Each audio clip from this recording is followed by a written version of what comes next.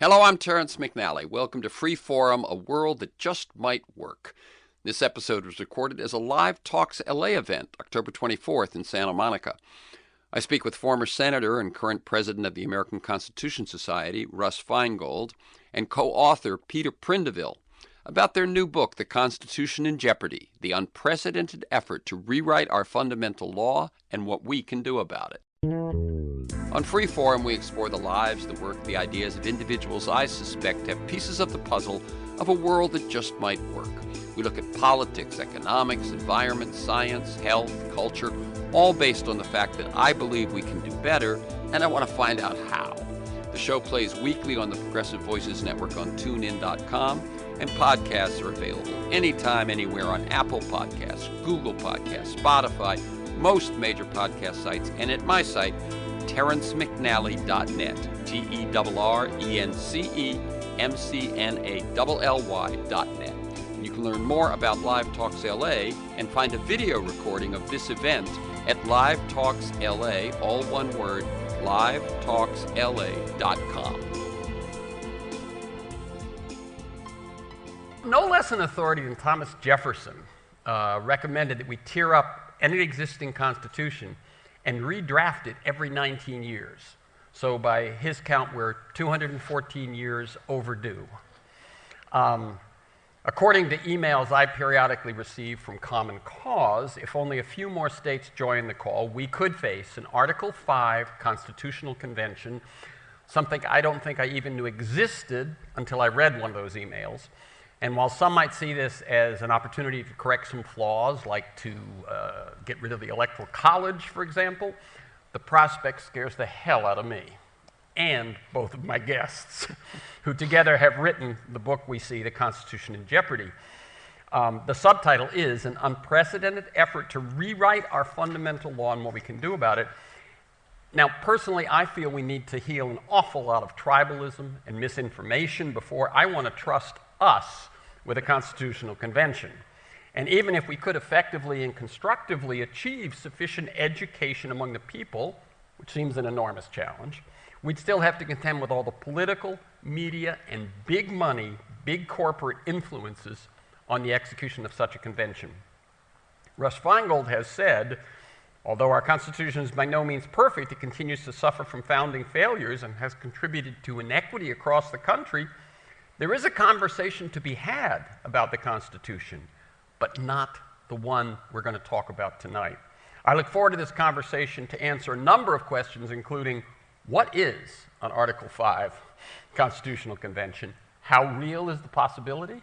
Am I right to be scared? And what can we do about it? Russ Feingold served nearly 2 decades in the United States Senate, serving on the Senate Judiciary Committee and chaired its subcommittee on the Constitution. He is now president of the American Constitution Society and an affiliated scholar of the Stanford Constitutional Law Center. He's a recipient of the John F. Kennedy Profile and Courage Award and the best-selling author of White America. Peter Prindiville is a non-resident fellow at the Stanford Constitutional Law Center. He previously was a fellow on the Senate Judiciary Committee and a high school history and civics teacher. He earned a law degree from Stanford, master's degrees from Notre Dame and the University College Cork, Ireland, where he was a Mitchell Scholar, and an undergraduate degree from Georgetown. I like listeners to get a feel for the people behind the work and ideas we talk about. So I got a couple of non-book, non-Constitution questions for you. Peter, briefly, what was your path from teaching high school to constitutional law? Well, after I graduated from college, I spent 2 years in southern Mississippi teaching high school. I taught civics and history, and it was an absolutely wonderful experience and a wonderful way to start my career. But I'd always felt called to the law, and so it was always on the horizon, and so I made a bit of a career pivot early on, but one that I'm enjoying a great deal. Okay, so. And I would imagine actually that experience enriches and undoubtedly contributes to what you've done since, rather than vaulting right into competitive law school and never meeting a citizen. Of course, and I think it's something that really came out in the process of writing the book. There was a lot of marrying all these different interests. Now, Russ, as Ted said, you and a prominent Republican, John McCain in this case, could actually sponsor together and get passed a bill to limit campaign finance. Can you reflect just a bit on how things have changed? Well, it's not a pretty picture, is it? We had kind of a tradition in the Senate where people tried to work with other members of the other party. It was both fun and appropriate and actually made people happy back home. So, you know, it was all good. And this sort of changed violently in 2008, 2009 when the Tea Party came along and they started attacking Republicans who would work with other people. I remember mentioning at a town meeting where people were giving me a hard time that Lindsey Graham was working with John Kerry on a climate bill, and they started booing. They said, he's a rhino. That means a Republican in name only. And this was only the beginning of this dismantling of bipartisanism, which has to change. But you know, there are little rays of hope. Look what Liz Cheney is doing. Look at that committee. Republicans and Democrats together taking on one of the toughest investigations in American history. So there's a tiny ray of hope at a time that feels pretty rough for bipartisanship. Yeah, yeah. So, how did this book happen? Well, you know, the people of Wisconsin treated me very well, but they did give me my gold watch in 2010, and I needed a job. And so, fortunately, the dean of the Marquette University Law School sent me a note, even though he was a conservative, a clerk for Justice Scalia, and he said, why don't you come over to the law school and teach? And I said, all right, I've never done that before, but he suggested that I teach a course about basically the law of the United States Senate, sort of looking at the Constitution through the lens of the Senate, you know, the filibuster and the presidential powers, war powers, all those kinds of things. And as time went on, as I taught the course at various universities, I started thinking about the fact that one of the things members of Congress have to do is to consider, or they should consider, whether something they're voting on is constitutional. And do they do that? I also thought about the fact that once in a while, members of Congress get the opportunity to vote on whether or not they want to send a constitutional amendment to the people. And that only happened a few times when I was there. But it was a big moment. And then it finally got me to think about just the way we amend the Constitution itself. And this is Article 5. And I created the first course, we think, in the country, a seminar that said, you know, what are the ways we can change the Constitution? What's the history of it? Why is it that it's so hard to do? And then finally I got to go to Stanford Law School, wonderful place to teach. And I had a great class, mostly of first-year students. On this subject? On this subject, on amending the Constitution. And one of the students was particularly good. And then I asked him to become my teaching assistant. And he was tremendous at that. We had to teach the last one during COVID from a distance. But at the end, he said to me, Russ, you can't just let this sit. This stuff about a possible convention being called by the right wing needs to be discussed, as well as the general subject. And so I said, look, I just became president of the American Constitution Society. I can't do it by myself. You got to do it with me. And so that's this guy, Peter Prindiville. Excellent. Great story. Was that the moment that you knew you had to write this, when he said you've got to write it, or was there some event that happened that just said, I got to stop thinking about it? No, it was his realization that this is something that wasn't, you know, my original purpose was to simply add to scholarship on this and get people to understand it and think about it, which, you know, is an important thing in our society. But it took Peter to say, this message has to get out more broadly, and that's why we wrote the book. And your purpose was exactly that, to get it out there, to get the conversation started? I'll let Peter answer that, because I think he has some good thoughts. Of course, yeah. I mean, this is such a foundational question. How is it that a sovereign people changes the legal order, the political order? And it's a topic that should be debated and discussed in civic circles, around the dinner table. And so we wanted to write a book that was accessible for non-lawyers. You know, much of the writing in this area is for lawyers. You know, it's a legal scholarship. And so we wanted to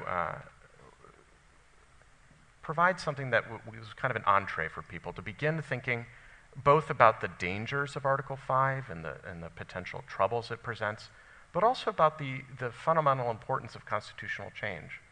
We have the world's oldest functioning written national constitution, but it's also it is the least changed, which we argue really poses some existential problems for a modern society.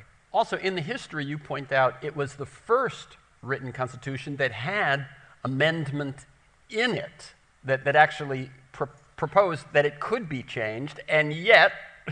Well, the first not premised on unanimity. So the Articles of Confederation, Right. of course, had an amendment provision, but it was incredibly flawed because it required absolute unanimity. Well, I mean, there was many attempts. The Articles of Confederation, despite some popular, today people want to go back to it, but I mean, failed miserably. I mean, the first 10 years of the country, we were awash in debt, we couldn't muster an army, and there were many calls for reform, and they all failed because there was one state or another who said no. Usually Rhode Island. Usually Rhode Island. That was like the little one picking on everybody else. Yeah, and they were they were holdouts on the actual Constitution. Took them years to actually ratify the thing. So. But, so it was the first one to actually provide that the citizens could in some way change this Constitution, and yet the paradox is, as you point out, the least changed. So let's start with that. Why has it, and if we you know, there are 27, and 10 of them were passed as the Bill of Rights quite soon after. So really, what did I say, 200 and, That's right. I think it's 233 years since the Constitutional Convention, and we've passed 17. Why is it so hard, and what does that do to us? Well, first of all, let's be clear about there are two ways to amend the Constitution in Article 5. The one that most of us knew about, or I didn't know much about this other way either, is, you know, the Congress can pass a constitutional, or begin the process of passing a constitutional amendment if 2/3 of the members of both houses vote on the exact same language, and then that is sent out to the states for ratification, either by means of a convention or by the vote of the state legislature. But it's only happened 17 times since the Bill of Rights, because that's a very hard barrier to get through. First, you got to get through the 2/3, and then, of course, the 3/4. So it's very difficult, and it's considered by political scientists to be the hardest one in the world.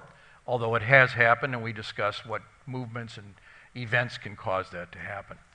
The other one, though, is it was just as much in that Article 5 as the other one, and that is that if 2/3 of the states simply apply to Congress, send an application through their legislatures for a convention, the Congress is required to call the convention.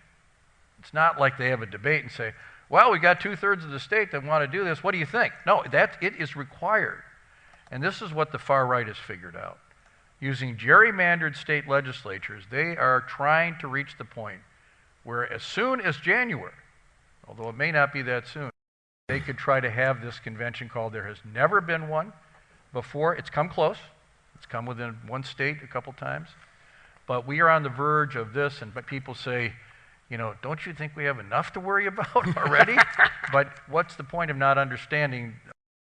And frankly, even Steve Bannon now is taking this as a major point of his cause. And one thing you point out, the reason maybe that unless you've been getting those emails from Common Cause, you probably haven't heard That's about right. this, is that while holding a convention, if it were, you know, hugely announced to the country, transparent, inclusive would be one thing, they've been pretty quiet about this.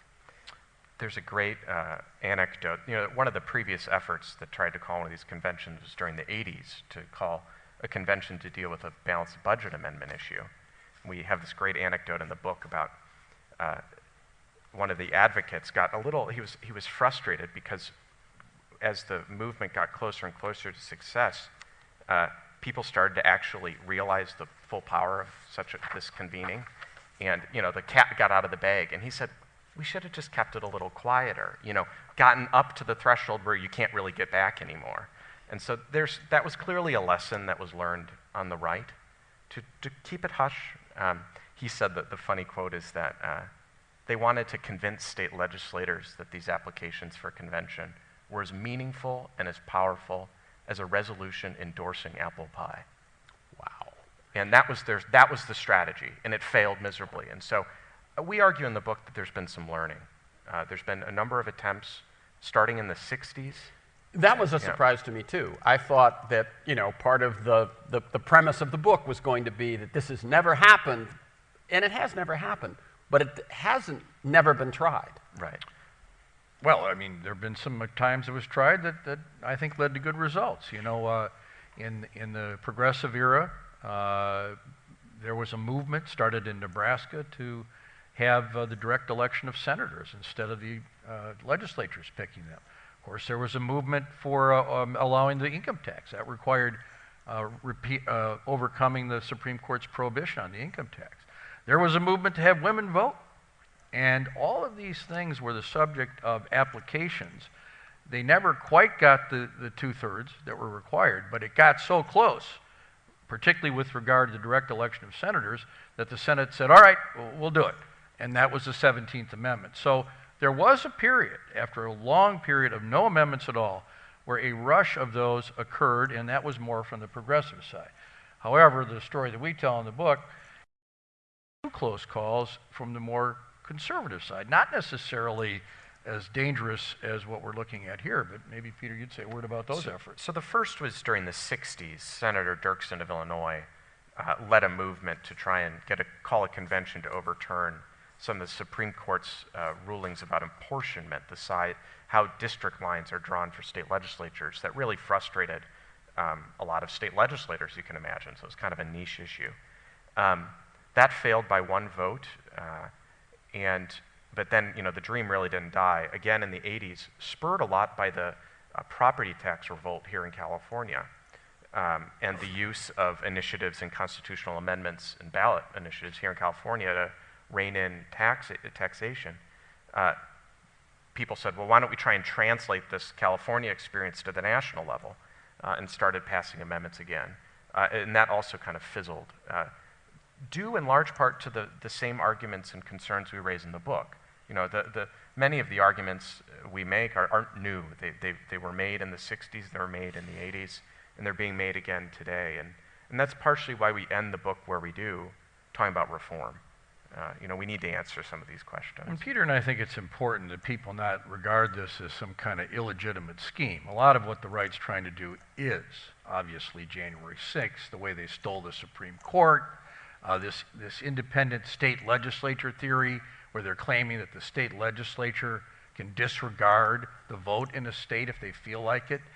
This is a legal mechanism, but that doesn't mean... A legitimate legal mechanism. It's completely legitimate, but it is a very bad idea right now. So just because it's legal doesn't mean that it's something that people should want to do. We should say the mechanism is legitimate, yes, we've got to be careful. But the way in which it's being reimagined, and there's an array of unanswered legal questions about how this thing actually functions, and how new this movement is divining new answers really from thin air. That's not legitimate, but the process is. You point out that there are two jeopardies of a convention. One is the fact that there are almost no rules set out in the Constitution. You can expand on that. And so chaos, constitutional crisis, because there's no rules. So it seems to me, the closer we get to it happening, the more people start to look and go, wait a minute. But the second jeopardy is that the right finesses it and passes some horrible things. So talk about how you view those two. So we say that the two jeopardies, one is this contemporary threat, and the second is the fact that Article 5 needs some work, that the Constitution it should be easier to change the Constitution, and we need to answer some of these questions. So to the first jeopardy, the real danger, as you said, is the fact that there are no rules about how a convening under Article 5 actually functions in practice. James Madison, his notes from the 1787 convention are generally considered to be kind of the leading account of what occurred in Philadelphia during the drafting of the Constitution. He remarked that, it's fascinating, he remarked that this Article 5 process was flawed. He wrote this arguably contemporaneously, although some scholars dispute that, because there were insufficient, quote, constitutional regulations as to quorum and form, which today we would say aren't any rules about how this thing actually functions. And in this vast void have rushed all these new theories of Article 5 and we argue, really of the Constitution itself. Prime of these is that the right now has reimagined, really starting in 2010, that Article 5 provides not a convention of people, it's not we the people that change the Constitution, it's the states. They've imported an Articles of Confederation understanding of constitutional power and tried to say, well, the states made the federal government and thus the states can change it. That's a theory completely anathema to our constitutional history, and it's new. I mean, it really was posited within the last 2 years. Yeah, I can see you, I think, want to read a bit about I want to make Article this 5. concrete for people. Yeah, let me just minute. piggyback on what Peter said so make sure people get it. You know that the right, with Frank Luntz et al., is great at phrasing and word choice and so on, and so they actually will talk about this as a convention of the states, which, I mean, it's that literal, that's right. the way they talk about it now, which of course it is not. Well, and it's fascinating. We did some research on this. This has become the term of choice. It's being uttered in state houses. It's being used in official legislative instruments, of the legislature. It's a completely fictitious term, but it embodied in the phrase is a whole new theory of really who we are as a people. And it's quite dangerous. And that's one of the many reasons why we wanted to write the book, is this new theory of constitutional power needs to be checked. Yeah, otherwise it would start we the states in order to That's form exactly yes, right. go Which ahead. is how the Well, article that's the started. point. That's the point right there. The Constitution begins with we the people. And if you look at Article 5, as Peter just perfectly described, it doesn't say anything about a convention of states. So this part of this is a scam. And so what are they actually trying to do? I want people to realize exactly that they are preparing very carefully how to do this. If you read nothing else in the book, read Chapter 5, what Trump and the Tea Party couldn't do. Those are their words. And Senator Rick Santorum, a former colleague of mine in the Senate, said, we're planning on putting resources, people in place to get us to where the safety's off and we have a live weapon in our hands. And they've been practicing for years. In September 2016, over 100 state legislators from all 50 states gathered in Williamsburg, Virginia, for a constitutional war game. The enemy, the federal government. The warriors, a who's who of the hard right establishment. The battlefield, Article 5. Now, they did have a guy dress up in a video as George Washington, and some people made fun of that. But you know, it was kind of a serious thing. They are way ahead of the game. They war-gamed the whole scenario, and we write, even to a casual observer, the debate would have been impressive. Delegates, the vast majority of whom were conservative Republicans, aligned with the Tea Party movement, approached the affair seriously and engaged in good faith debate. They debated, they did amendments, they came back and forth, and then they voted. But when they voted, the point that Peter made, they didn't vote as a group, they voted one vote per state. And you know what that means in an era of malapportionment, and what do they want to do? Well, Right. No, I think we don't have to guess. That's right. In other words, if you want to know what they do if I they mean, could, they this will mock do- convention. I think eventually they would try to ban abortion and gay marriage and so on, but here's what they are already telling us they're going to do. A hard right constitutional wish list. Proposed amendments would radically transform our modern government, restricting Congress's lawmaking authority to a tiny fraction of its current extent. Think about what we could have done about COVID, wouldn't have been much. Restricting federal agencies' rulemaking authority. What do you think the EPA would be able to do on climate change and clean water? Nothing. Repealing the income tax, and their favorite, reminds me of John C. Calhoun and nullification.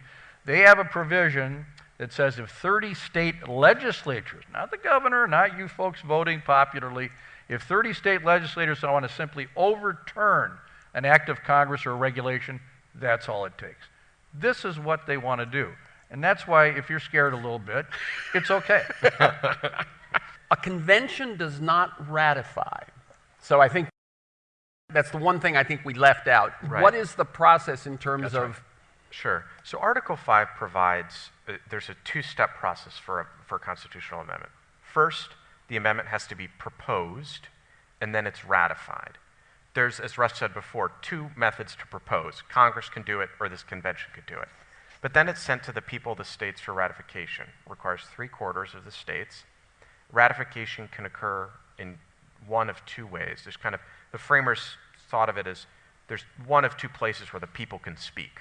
One is through a state legislature, ratification can occur there, or ratification can occur through a state ratifying convention, which has happened only once. It's actually the method that we use to repeal prohibition. People were in a hurry. Interesting story there, yeah. What did you say? People were in a hurry to repeal prohibition, so they went to the conventions. Yeah. But it requires 3/4, which we admit is a very high bar. You know, a lot of people say, oh, Article 5, it's not that powerful. You know, the thresholds are so high, why bother?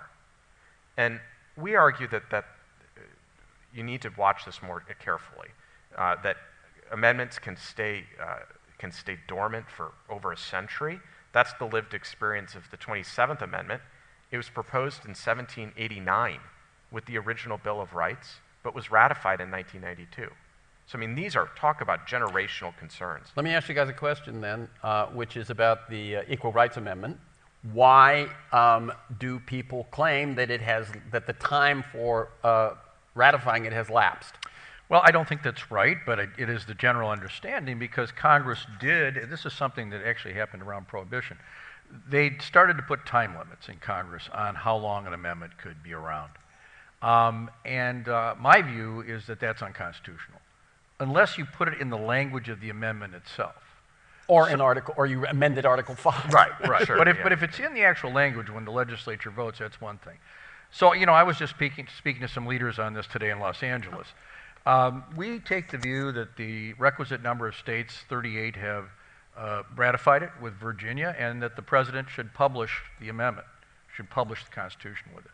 Of course, that would be challenged. Some think it's best to have Congress simply remove the language that's there right now, having a time limit that would make it easier. But this is, as Peter just said, this is not only around as something that can be ratified, it can be around as ratified. In other words, at some point, people would argue, and for those of you like me who are pro-choice and outraged by the Dobbs decision, people are now including the legitimacy of the ERA in the Constitution in legal briefs, saying that this can't be done because the ERA is now part of the Constitution. So this isn't about our convention concern. This is about a congressionally passed thing. I think just the interesting thing about the ERA, and you know, we can debate whether or not it's actually ratified, but in a lot of ways, it's just a simple example of how Article 5 needs some reform. It's pretty remarkable to think that it's an open question whether or not a sovereign people has amended their governing charter. It's pretty bizarre. And it's even more bizarre to think that that's a question that can be litigated and that must be litigated. I mean, constitutional amendment should be, you know, the purest manifestation of popular rule. It's the people, it's the rallying cry of the Declaration of Independence, that it's the right of the people to change their governing order. And that's why we argue in the book that we need to really revisit a lot of these procedural questions. I want you to expand on that just a little, because one of the things I was struck by is I quoted Jefferson's recommendation, a new constitution every 19 years, but Washington, who, as I learned, you know, some side things in this one too, that he was reluctant to even attend the Constitutional Convention, and then when he gets there, they elect him president of it. But he had some things to say about why he wasn't willing to sign. It's a fascinating story, and we actually call this Washington's middle way. It's kind of a framing tool we use for the book, because, you know, Washington in the 1780s, he'd resigned from public life. He was, you know, went back to his farm on the Potomac and really didn't want to have anything to do with national government. And he was so concerned. There were these some uprisings in Massachusetts, the Shays Rebellion, where it looked quite clear that the government might fail, that this new experiment, less than a decade old, was doomed for failure. And there's these fascinating letters that we quote in the book. This is really, it was deeply unnerving to Washington. And so people said, well, the root cause is this Articles of Confederation. It's really broken. We can't deal with any of these problems. And so he goes to this convention. James Madison kind of turns his arm to get him to go. He said that he doubted the convention's legality. I like that. Fascinating question when you think about Article 5 today, just the uncertainty around these kinds of constitutional convenings when there aren't enough rules. He's elected president because, you know, he was the war general. And many historians argue that if he hadn't gone, the convention probably would have fizzled. We wouldn't have drafted a new document, and the country could have failed. And so he, at the end of the convention, he says, the Constitution as drafted was flawed. He said the work of that convention in 1787 had problems. But he encouraged the citizens to adopt the document nonetheless because it could be changed. So he saw Article 5 as really the linchpin of this new constitutional order. And so we argue that this is really a forgotten element of our constitutional story, that Washington said there was this middle way.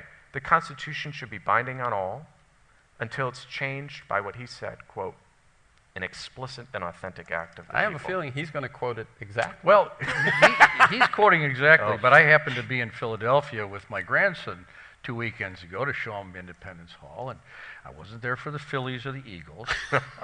But, you know, not only did we always quote this line, but that is the thing that is emblazoned on the wall in that room where they have all the, you know, the statues of all the founders in the new Constitution Center there. What they have in the wall is, I do not think that we are, by Washington, I do not think that we are more inspired, have more wisdom, or possess more virtue than those who will come after us. And that is why we talk about this vision and moderation and common sense and respect that Washington had for future generations and the need to change. It's pretty remarkable. I think if Washington came back today, and maybe even James Madison, who was even more conservative on amendment questions, he thought that it should be very rarely changed. Jefferson was kind of the other extreme. He said a lot. I think if they came back today, they would be shocked that we have amended the Constitution so infrequently. It's clear when you're looking at the work of the 1787 Convention, when you're reading the historical record, it's clear that the framers and the founding generation saw constitutions as documents that would change with time, that they were both, you know, a fundamental law, that they were settled, that the people could control their government through the document, but that the people could also reform that order. And it's interesting, you know, the last constitutional amendment that was ratified was the year I was born. So my generation, for all intents and purposes, has never had their mark on our constitutional order, and it's possible that they never will if we don't pursue this kind of reform. This is Terrence McNally. You're listening to a conversation recorded as a LiveTalksLA event, October 24th in Santa Monica. I'm speaking with former Senator and current President of the American Constitution Society, Russ Feingold, and his co-author, Peter Prindiville, about their new book, The Constitution in Jeopardy, the unprecedented effort to rewrite our fundamental law and what we can do about it. Even dollying back a little bit from the specific question of Article 5, as I was reading this history and the fact that that's what they have in the hall, and that's that's the caveat with which Washington was willing to sign, that the so-called textualists, originalists, only pay attention to the text, but not to the intention or do you know what I'm saying? They hold it as a sacred, complete document, when in fact the people who wrote it, if you are true to the founders' principles, it's a very different stance, isn't it? Yeah, I mean, people like to pretend that they're being true to the founders when they create this originalism notion that they're going to figure out what the founders intended. Guess what? The founders weren't originalists. This is what we're saying. They understood that times change. They wrote language like cruel and unusual punishment is prohibited in the Eighth Amendment. They could have said, you know, no stocks, no whipping people. They didn't. They said cruel and unusual punishment with a clear understanding that that would be regarded in different ways in different times. So it's selling these brilliant people short to suggest that they would only want a cramped and cabin meaning of their language. That's not who they were. They were a lot smarter than that. I think it doesn't respect the ones you claim to venerate. Right, That's and right. I think the other thing is this is that second jeopardy we talk about. You know, there's twin jeopardies, we argue. One is this contemporary threat, but the other jeopardy inherent to Article 5 is that it's created a whole culture of constitutionalism in America today, where people have really forgotten this fundamental power. We assume instinctively that the only people that can really speak to constitutional matters are judges and lawyers and academics. And we litigate these constitutional questions. And we're not saying that there isn't a role for the courts in a functioning constitutional democracy, but the balance is way off. The only way we can really reclaim this founding conception of constitutionalism is to relook at Article 5. I mean, you mentioned at the beginning that Article 5 was the first attempt in world history to create an amendment mechanism that wasn't premised on unanimity. I mean, it's not surprising to think that the first attempt in world history maybe got some of the procedure wrong, and you know, 2 centuries on, we need to return to some of these questions. Yeah, you guys are more expert on this than I, but I find myself saying that while we may be the oldest written, constitution of our sort, no one has copied us exactly.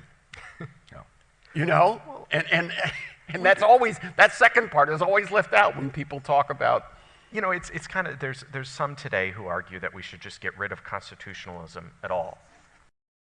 Pursue a more majoritarian or parliamentary form of government, kind of like some European countries, and that we should get rid of this kind of American notion of fundamental law. And we really dispute that claim. We think that, constitutions are important. Fundamental law, as fundamental, is exceptionally important. It puts guardrails on government. It controls the political process in ways that protects the country, protects the polis, and also protects rights, and especially minority rights. But there needs to be some give, because if the Constitution's too brittle, it might break. You quoted Santorum. We've talked a bit about the rights efforts and their, to keep it kind of under wraps and so on. Tell us just a little bit more about their campaign. For instance, who's behind it, both theoretically, I think ALEC and folks like that, and then financially, people like Koch and folks like that. Talk a little bit about what that campaign looks like. Well, that's a crucial point. The Koch brothers are doing this, the Mercers and others, and so if anybody thinks, well, here's another thing to worry about, it's not another thing. It's the same thing. They're trying to gut our democracy. You know that. They're damaging the Supreme Court. They're going to try to create an absurd notion that the state legislature can decide who won the presidential election. Many of these same people, John Eastman from Orange County here, was behind January 6th, and he's one of the key players on this thing. It's the same people. And now this week, The Guardian had a major article talking about our book. It's about Bannon now is adopting this. Bannon has interviewed this Mark Meckler, who's the head of the Convention of the States, and he began by saying, well, it's a sign these guys aren't doing very well who are criticizing it, because all they got is Russ Feingold. So, sort of honored to have Bannon take a shot at me. But all kidding aside, I don't need to tell you who these people are, and they are all part of the same effort. It's all these household names now, these names that are now household names, but 3 years ago, before January 6th, you never would have heard of. John Eastman, Jenna Ellis. She was at that mock convention in 2016 and wrote articles about it. I mean, it's part of this far-right establishment, and it's become a tenet. And you have leading politicians that are endorsing the movement, and so that's really the cause, one of the causes for concern. It's a truth that's being written now, that if you are of this certain political ilk, you must endorse this. It's just kind of on the agenda. Tell the Cheney story. Oh, so this fascinating. You noticed this on this video. Fascinating. I was on Twitter. I was watching a video from a rally in an anti-Liz Cheney rally, and in Wyoming, and I was just surprised, shocked really. Every single person in the video had on a lapel pin in favor of a constitutional convention. I mean, it was eerie, because you saw in this short 30-second clip all of these efforts swimming together. And it's the same people, it's the same funders, and also it's kind of the same intellectual frame, and even some of the kind of the similar intellectuals, the John Eastmans, the of the world. Well, I mean, if you looked at January 6th as Trump, Proud Boys, Oath Keepers, and you said, okay, that's the crazy faction, that'd be one thing. But when you look at the flurry of decisions that the Supreme Court did, where they went against the American majority on church and state, guns, environmental protection, the climate crisis, and women's rights all within 2 weeks, I think whatever you thought the likelihood of this happening before and the danger must have escalated enormously when you saw those 2 weeks. Yeah, I mean, that's the sad part about this. Those of us who believe there were guardrails for this democracy and that certain things would never be done, like refusing to let the President of the United States fill a Supreme Court seat when President Obama was denied, these are the things we didn't think were possible. But anybody who thinks that these folks aren't capable of anything now is a fool. Or they are ruthless, and I hate to say it. It's not the way I used to talk about people, but I have to say, I do not believe there is a limit to what they'll do. What do you think about the state legislature, the one independent state legislature the independent theory? state legislature theory, which we know the Supreme Court is going to take up? What are you guys thinking? I mean, it's just madness because nobody has ever thought that language, there's language in the Constitution that gives certain authority to the state legislature if you wanted to have a bizarre interpretation. I mean, these are the same people that say, because it doesn't say in the First Amendment that there shall be a separation of church and state, there is no requirement of church and state. So these are the word games that they're playing. And this one is utterly bogus, but yet we have at least 4 Supreme Court justices who seem to be somewhat sympathetic to it. And for anyone, please just tell people, for anyone who doesn't know what we're talking about. So there's a case before the court next term where it has been posited that the Constitution provides that state legislatures are the ultimate guardians of their state's electoral votes. And thus, if the state legislature decides, on whatever terms, to throw out the popular vote, that the state legislature can submit its own slate of electors. So it's a lot of it's a similar idea to kind of what was happening on January 6th about these arguments around the power of state legislatures around the electoral balloting procedures. And note that it isn't states' rights; it's state law. They're saying the governor doesn't get to have anything to do with it. They're saying if the Supreme Court of California says that Joe Biden won the state, that doesn't have anything to do with it. So this is again a true scam from a legal point of view, in my opinion. And we have no idea. But again, those 2 weeks in June make me much more frightened than I was before them. And they're already back at it in this term. Yeah. So, leaving aside the problems of a convention, as you say, the Constitution needs to be updated. There's no question. The Electoral College, we've had 2 presidents in the last 20 years, right, that were not elected by popular vote. Things like that. There's got to be change, but amendments are almost impossible. The convention is too unpredictable. What are your solutions?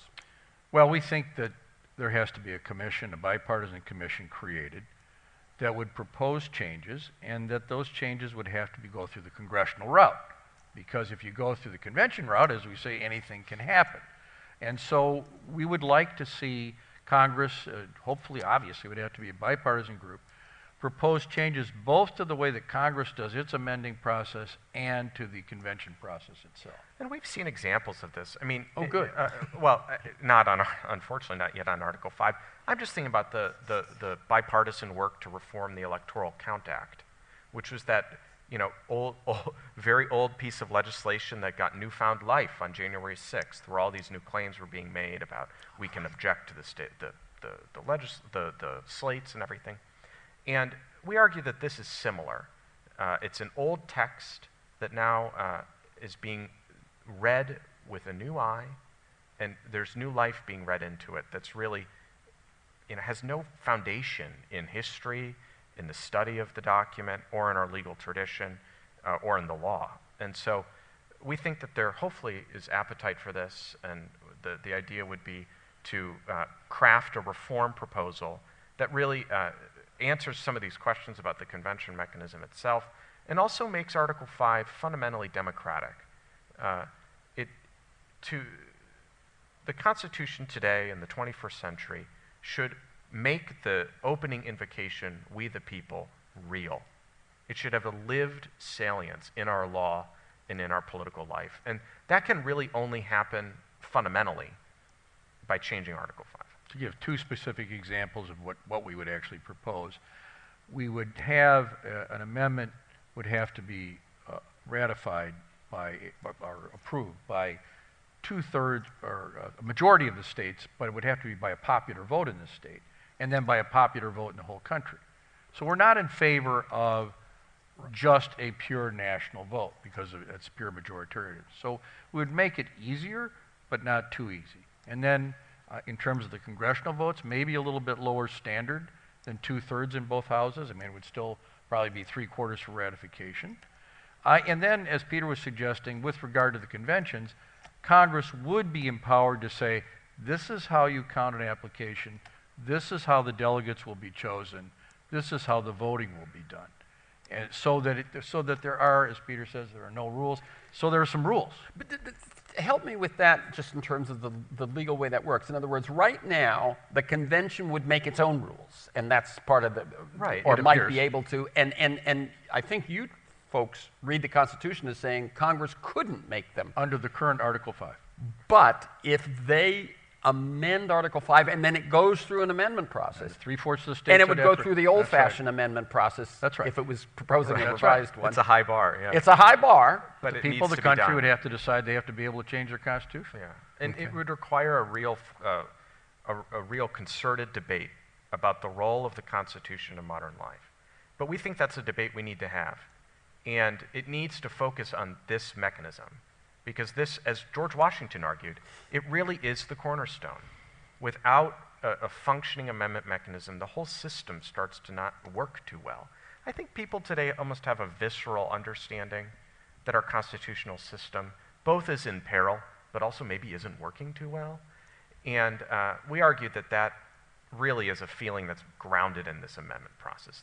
Because for all intents and purposes, the Constitution has been sitting without really any modern elaboration. And this moment when people are skeptical about government, it turns out they're perhaps even more skeptical about the Supreme Court. And it seems like that sort of says maybe it's time to look at the Constitution. I mean, it seems to me the skepticism about the Supreme Court is a good entree into this conversation. Yeah, the people should have the chance to amend their Constitution. The Supreme Court shouldn't be the only people that should be able to do it. And that was never the intent. And yes, John Marshall said that, you know, they could strike down acts of Congress if it was inconsistent with the Constitution. But the founders never intended that the Supreme mechanism for interpreting and changing the Constitution. Yeah. This is what we argue in the second part of the book, the second jeopardy, is that there's been a new culture, as I said before, where people's understanding of Constitution really has been warped to think of the Supreme Court as the sole arbiter of meaning.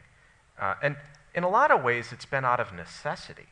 With an Article 5 that's so hard to use, I mean, constitutions have to change, otherwise the document becomes nothing more than a piece of paper. And so we've relied on the courts too much, and we need to have some deep debate about that. Very good. I had interviewed in the last few years some progressives who favored the convention.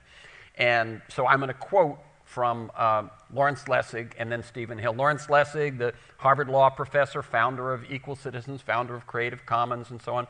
He said, I support an Article 5 convention which would initiate a process not controlled by Congress for proposing amendments to the Constitution. I don't think the convention should act on its own. Instead, if the politician-driven process of proposing amendments could take place alongside a citizen-driven shadow convention, an ambitious set of deliberative polls or something, simultaneously, that kind of representation could work. I don't think that would work under this current system. I mean, I respect and know Professor Lessig, and he came up with these thoughts in a very effective way, but before the modern era of crazy partisanship and of this kind of thing. So we're going to be up in his neck of the woods in the next week and talk to him about it, and with Professor Levinson, who's one of the leaders on this. I think, and we were with a colleague who's written a book about proposed amendments who no longer thinks that it's a good idea to do it now. He wants those amendments, but he doesn't want to do it by virtue of a convention that would be so tilted toward extreme right-wing influences. Then the other, Stephen Hill, who's one of the founders of Fair Vote, and he writes now at Democracy SOS and so on. He, and this is what was interesting once I read your book and spoke to you about this offline. Article 5 is vague, but most constitutional law experts, he says, generally agree that Congress would step up to fill in the details. And you guys say, if it was through an amendment, if they amended Article 5, but otherwise they can't do it. There's no authority. As I just said, it really, it doesn't make much sense that Congress could do this because it's clear, well, one, there is no certain answer, I should say that. But if you read the records of the convention and you think about how the mechanism was actually drafted, it's clear that this convention was intended to be able to check Congress. This is the ground up one. Exactly, a top down and a bottom up. And so, it really just doesn't make much sense to think that Congress would be able to put rules on this. We argue that the convention is its own distinct, freestanding constitutional body. And like any legal entity, it would be allowed to set its own rules of procedure. Scary. Incredibly scary. I think it's time to open it up to questions. I share your concern about having a constitutional convention. But you suggest that maybe we can have a bipartisan effort in Congress to make these changes. That's not a world that I think I'm living in that makes that any more reliable. Perhaps it's less reliable than having a convention itself. What makes you think that that's a practical solution? Well, first of all, that's not the world you're living in right now, and we don't suggest that the support would be there to do it right now. I strongly disagree with the idea that we might as well have a convention because the way these guys are going to set it up is just about everything you probably hold dear in the Constitution is going to be threatened. So if all we can do at this point is to stop the convention now until people wake up and say, let's fix this mechanism so the people can change the Constitution, then we should at least do that. But as we've said, in the long term, that's not going to work. And so that's bipartisanship has to return in this country. If it doesn't, we're done. One party running the show will never make a nation.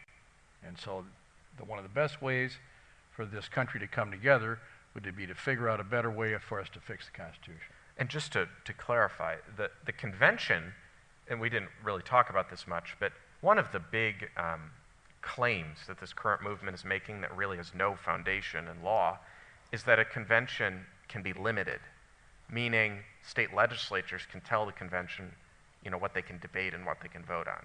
That argument has really no grounding in law, but nonetheless they make the claim.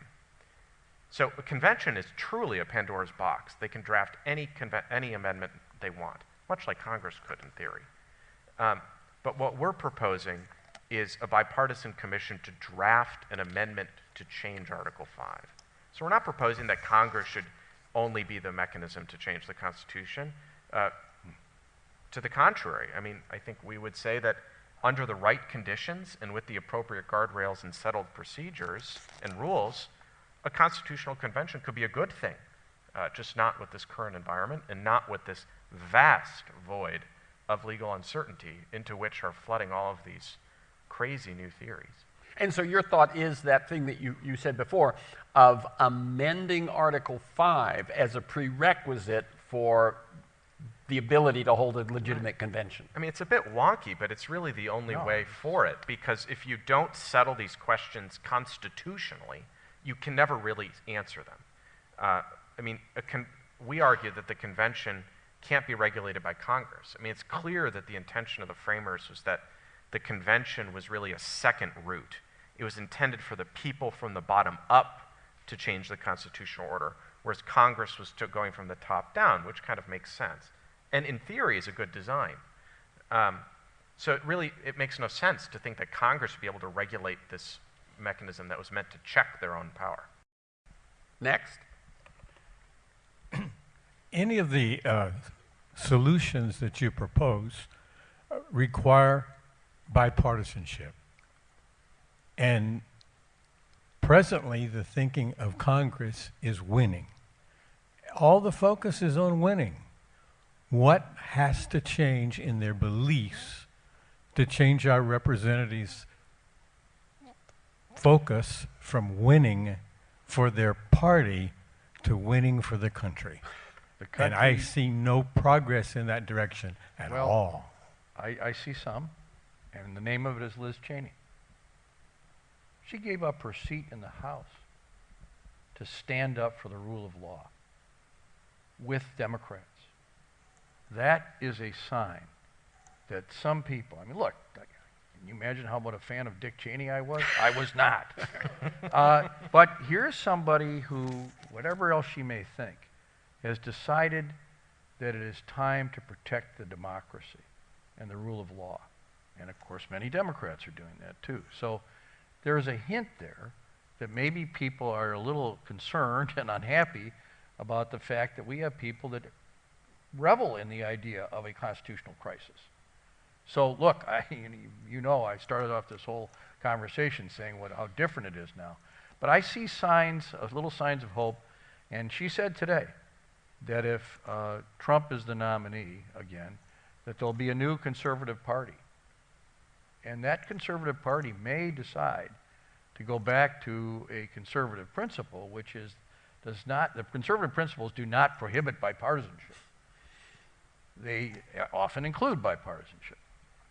Did it already happen? I'm just not sure of the stage of progress we're in, but the legislating to clean up the vote counting. That hasn't been passed yet.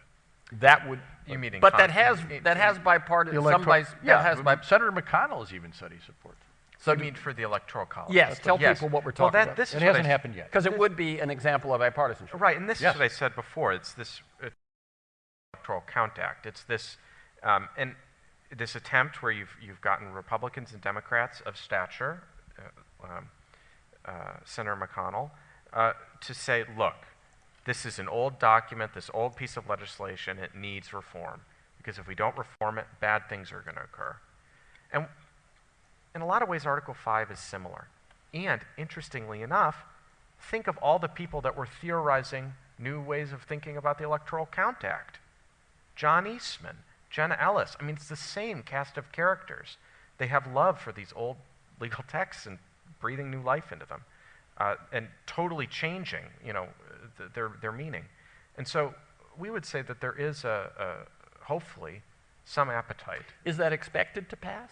Yes. Yeah, that's what I thought. But let me be fair to the questioner here. I mean, the reality is that it is going to be exceedingly hard.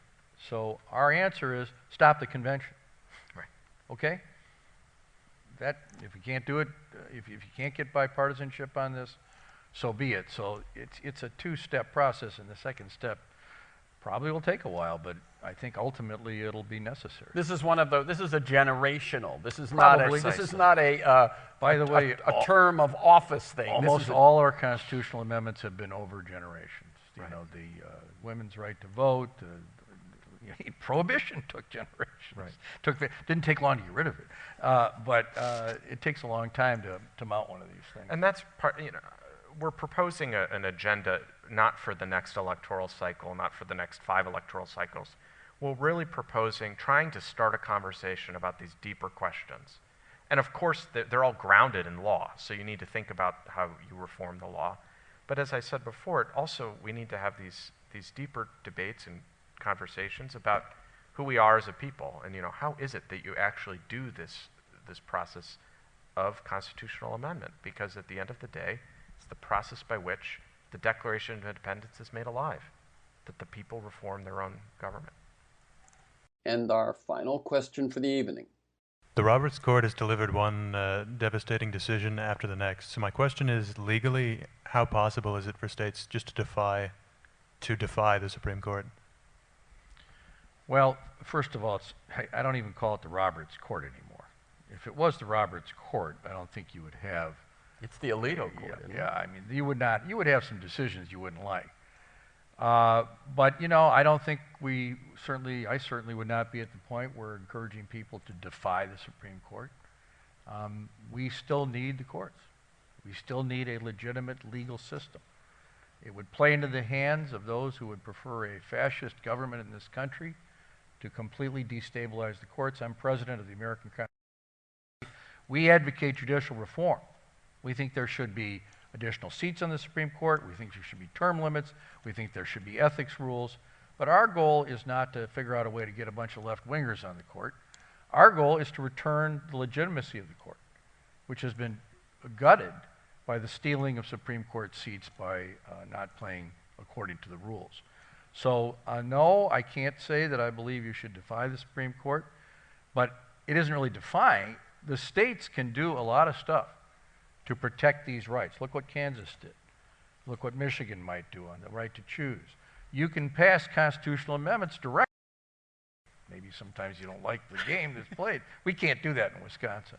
But there's a lot of ways in the interim to assert these rights in a way that I hope will ultimately lead to the Supreme Court coming around. I mean, think about gay marriage. You know, it took a very long time. A lot of activism at different state levels before the court finally said, wait a minute, the world has changed. We can't have this anymore. We have to make it legal. They might go back. They would do it on this thing. Yeah. So again, Russ is president of the American Constitution Society, and Peter is a non-resident fellow at the Stanford Constitutional Law Center, and the book is The Constitution in Jeopardy.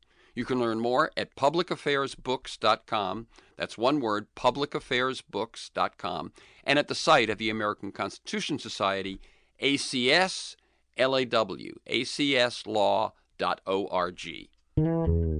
For this conversation and many other interviews and articles, and to join me in pursuit of a world that just might work, go to TerrenceMcNally.net, TerrenceMcNally.net, TerrenceMcNally.net, or aworldthatjustmightwork.com. All one word, aworldthatjustmightwork.com.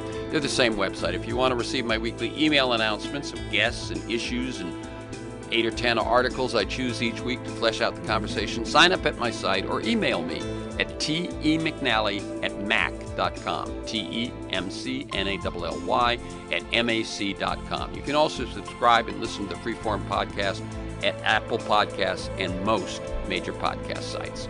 You can find years of podcasts at my site and at those sites. Listen anytime, anywhere. Archives include Michael Lewis, Naomi Klein, Bill McKibben, Van Jones, Connie Rice, Greg Boyle, George Packer. You can follow me on Twitter at McNally-Terrence.